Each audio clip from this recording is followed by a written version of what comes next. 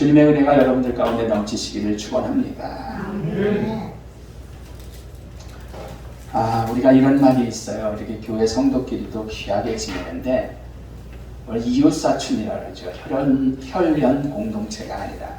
그래서 옛날 유행가 가사지만 유행가 가사에 있지만 멀리 있는 친척도 이웃사촌만 못하다라는 그런 말이 있죠. 그렇지만 실질적으로 우리가 생각해 보면 그 이웃사촌이라는 개념은, 이 만남은 사실 헤어지거나 다른 데로 가면은 어느 정도 유지하다 거의 끝나고 말아요. 하지만 친지는 어떻습니까? 1년 정도를 보지 않는다 하더라도 경조사 때는 그래도 만나야 되는 거예요. 별 수 없단 말이에요. 1년에 한 번 정도를 보지 않아도 경조사에 가서 만나는 관계가 바로 혈연 공동체죠. 우리나라 명절 중에 하나인 추석을 맞으면서 비슷한 거예요. 우리는 일주일에 한 번씩 이렇게 만남을 갖지만 친지들은 사실 1년에 한 번이나 뵐까 말까 하는데도 심한 경우에는 10시간 정도 걸려서라도 내려가면서 고생하고 만남을 갖는단 말이에요. 국가에서는 코로나 때문에 기도에도 말씀하셨지만 비대면을 장려하고 있습니다. 왜? 대면해가지고 코로나 막 퍼뜨리면 이거 대책이 없거든요. 저도 궁금해요. 과연 이번 추석 끝나면 얼마나 나올까? 전염성이 워낙 강하니까요. 그럼에도 불구하고 어떻습니까? 고속도로가 막힐 정도로 수많은 사람들이 친지를 만나러 귀경이나 귀향을 합니다. 그렇지 않으면 거의 아마 전화라도 좀 화상통화가 되니까 연락이라도 꼭 해서 안부 전할 거예요. 누구에게? 친지에게. 여러분, 결국 가족이란 우리가 이 세상 살면서 가장 가까운 존재가 아닌가라고 생각을 해봅니다. 할렐루야. 한 몸에서 나고 또 혈연 공동체가 가족이기 때문에 그래요. 성경에도 가족의 중요성을 여러 군데 말씀해 주셨어요. 다 일일이 얘기할 수는 없지만 제가 몇 개를 뽑아봤습니다. 마태복음 15장 4절을 보면은 하나님께서 이르셨으되, 누가? 하나님이 말씀하셨는데, 내 부모를 공경하라 하시고 또 아버지나 어머니를 비방하는 자는 반드시 죽임을 당하리라. 얼마나 무서워요. 네? 아버지 어머니를 경외하게 여기면요, 존귀하게 여기지 무시해버리면 죽임을 당한다고 했어요. 또한 에베소 6장 1절부터 2절 보면은 자녀들아 주 안에서 너희 부모에게 순종하라.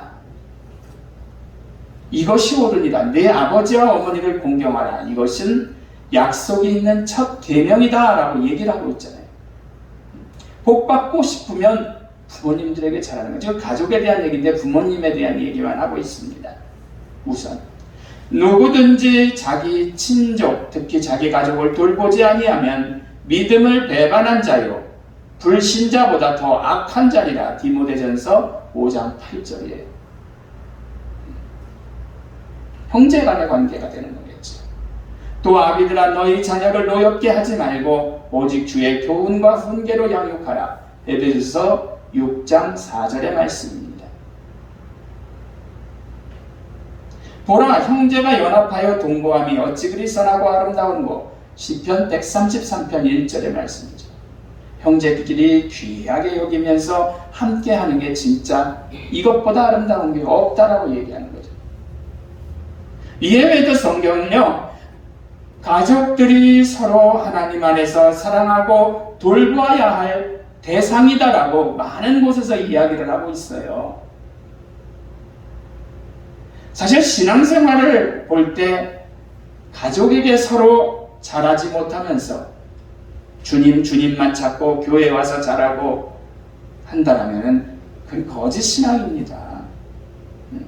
형제간에 잘못하면서 형제에게 잘못하면서 무슨 신앙생활을 한다 그래요? 가짜죠.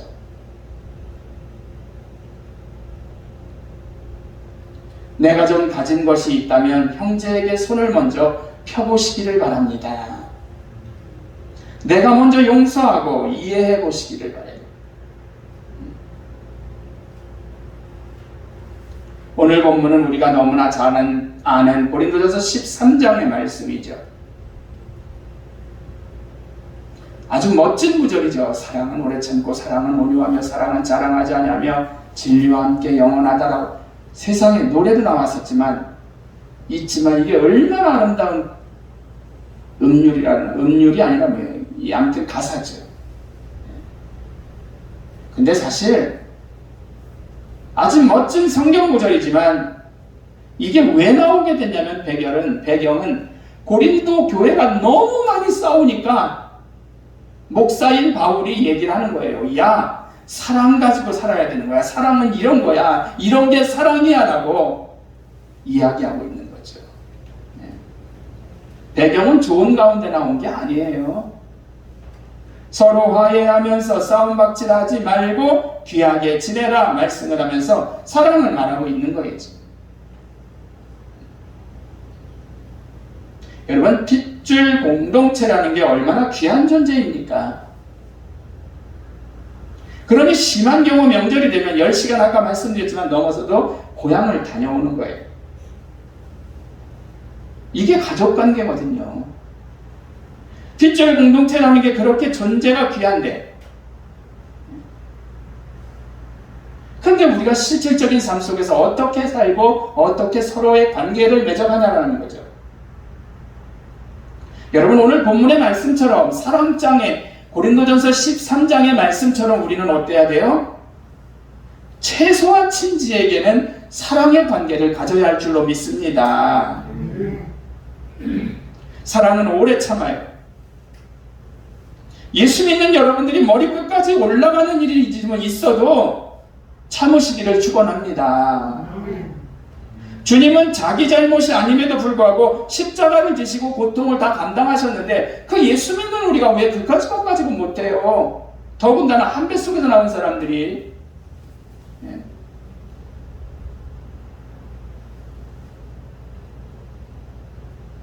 그러니 우리는 그깟 감정적인 것 하나 참지 못하냐는 거죠. 주님은 남을 위해서 십자가도 지셨는데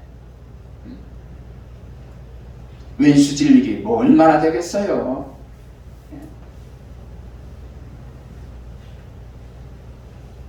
사랑하는 성도 여러분,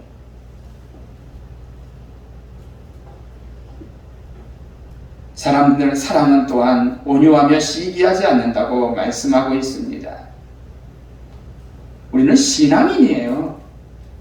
세상 사람과 달라야 된다는 거예요. 성경에 맨 좋은 얘기만 있는데 그거 믿는다고 하면서 세상 사람들이랑 형제들이랑 똑같은다라면 무엇을 가지고 우리가 예수 믿으라고 할 거예요? 그리고 뭘 이걸 믿고 있습니까? 달라야 되는 거거든요. 가족이 모였을 때 어떤 이는 과거의 것까지 끌어내서 만남을 뒤집어 놓는 사람들도 있어요. 10년 전 막 이런 거가 그때 내가 어떻다 하면 가다가 이제 싸움박질 되는 거죠. 그러게 모여서 싸움마다 어떻게 일어나요? 다시는 안 만난다, 다시는 안 온다 하고 벌떡 일어나가지고 각자 알아서 집으로 향하는 거예요. 그렇게 해서만 끝나나요? 자기 부부들도 첫싸움 차에서 시골에서 자기 서울이나 인천까지 올라오면서 싸워가지고 결국은 더 큰 싸움이 되는 경우도 있죠. 이러한 때 우리는 신앙인이니까 내가 아무리 억울해도 넉넉한 마음을 가지고 임해야 할 줄로 믿습니다. 조금 양보해요. 큰일 안 나요. 이러한 온유의 마음이 결국 화해시키는 귀한 심성이라는 거죠. 할렐루야. 온유가 얼마나 좋은 거예요.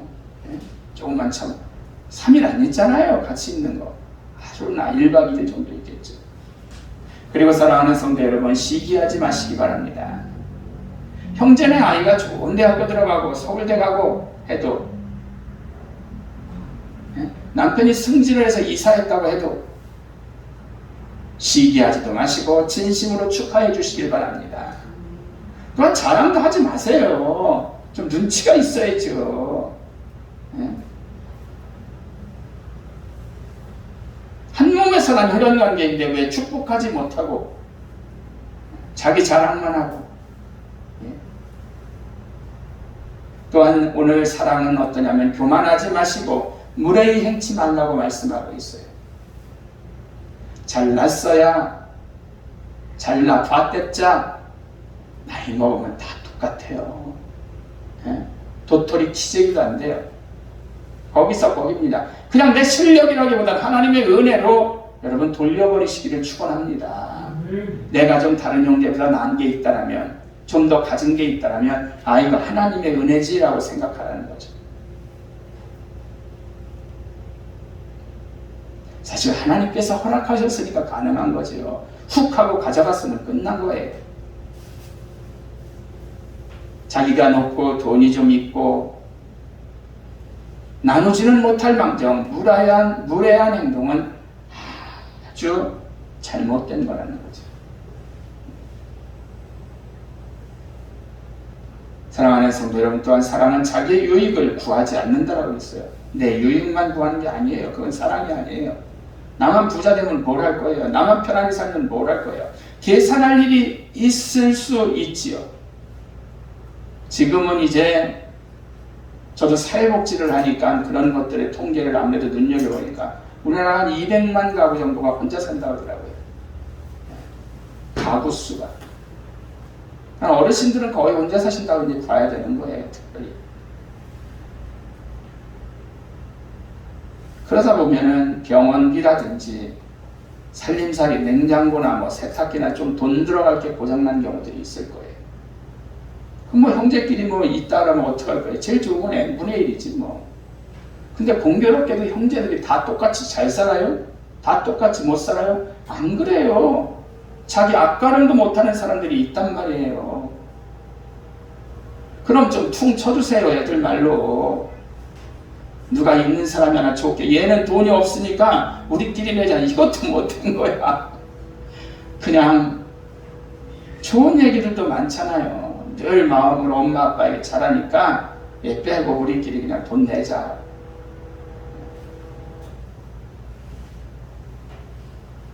사랑하는 성도 여러분,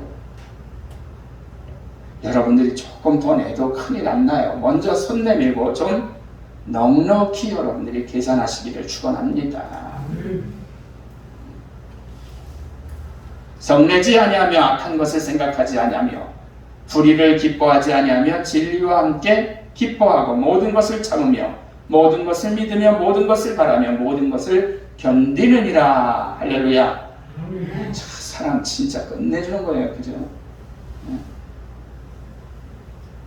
어린 시절부터 보면 한 입을 덮고 또한 제 나이 때만 해도 고무다라에 물 담궈서 같이 목욕하던 그런 사람들이에요. 한상에서 밥 먹었던 사람들입니다. 서로 이런 관계에서 성낼 일이 뭐가 있겠어요.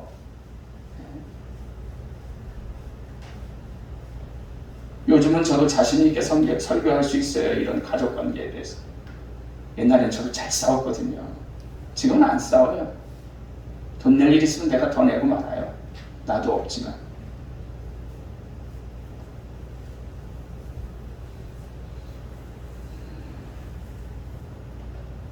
여러분, 재산권이라면 그냥 먼저 양보하시고 하나라도 또 더 챙기려고 하지 마세요. 자기와 좀 다르다고 성내고 싸움을 조장한다면 신앙인의 모습이 절대 아니에요. 불의가 있는 경우 절대로 기뻐하지 마세요. 성경이 지금 말씀하지 않잖아요. 그리고 진리와 함께 기뻐하고 모든 것을 참으며 라고 성경은 말씀하고 있습니다. 나아가서 모든 것을 견디라 라고 얘기하죠. 좀 인내하고 견디는 거예요. 왜? 형제 안에서 가정이 평안하고 사랑이 돈독해지기 위해서. 가장 가까운 관계가 혈연 공동체 아닙니까? 말대로 하면 가족이라는 거죠. 먼저 조금만 희생하시고 양보하시고 바울이 말하는 사랑을 먼저 실천하시는 우리 성도님들 되시기를 축원합니다. 처음은 힘들지만 시간이 지나면 상대 형제들도 그러면 변화가 있어요. 예? 미안하잖아. 예? 그래서 부모님 마음을 기쁘게 하실 것이고 그들 역시 사랑을 먼저 펼칠 거예요.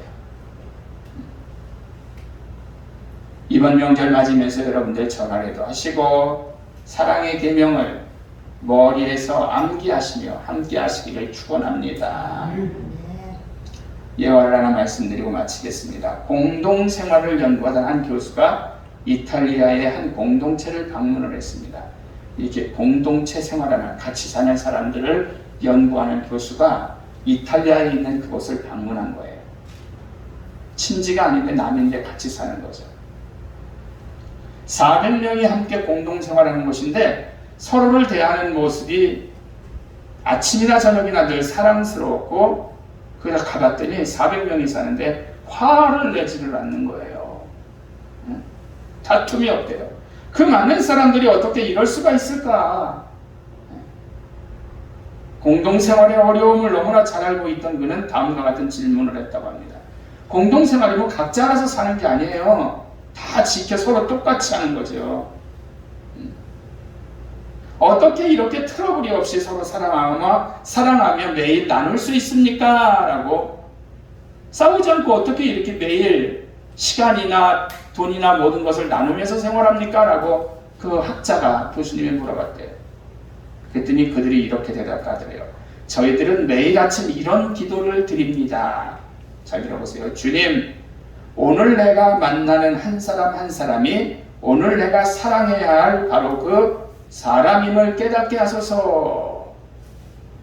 이렇게 기도하니까 싸울 일이 없는 거죠. 사랑하는 성도 여러분, 결론적으로 말씀을 드리면 여러분들이 추석 때 만나는 그 한 분 한 분이 내가 사랑해야 할 바로 그 사람임을 깨닫고 좀 더 확장한다면 우리가 신앙의 친지인 우리 교회 안에서도 사랑을 돈독하게 하면서 주의 은혜 가운데 승리의 삶을 사시기를 축원합니다. 기도하겠습니다. 하나님 감사합니다. 저희를 사랑하시고